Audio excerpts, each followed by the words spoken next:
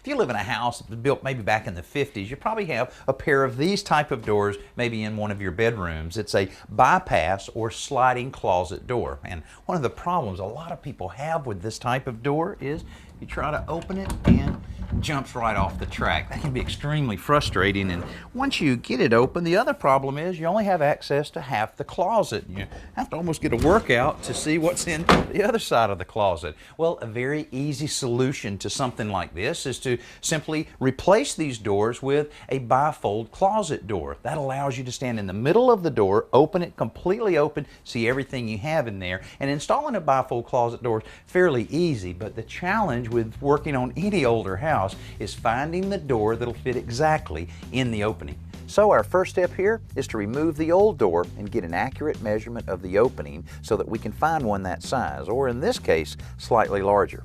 To get it down to size, Alan has to shave the outer edge of each door with a power planer until the width is just right. Then he covers the recessed track for the old bypass door with a piece of wood trim to create a little header so that he can attach the surface mount track for the new bifold door. The lower pivot points for the door must be directly below this track, so Alan uses the old plumb bob to locate exactly where they need to be. Then, when the bracket is secure, he sets the door in the lower pivot point and snaps the guide on top of the door into the upper pivot. And I think that's going to do it. Oh, yes, operates smoothly.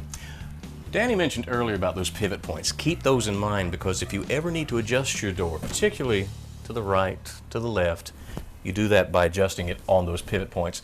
It'll get loose over time too. Up top, it's really easy to get to. You've got one screw right there. Loosen it a little bit, you can pull it out, push it in, tighten it back, works great. We do want to make sure it is flush. It's more than flush, it's fairly tight all the way down, looks good. One thing I will say though, some doors, they tend to be flared out at the bottom because they're not installed just right.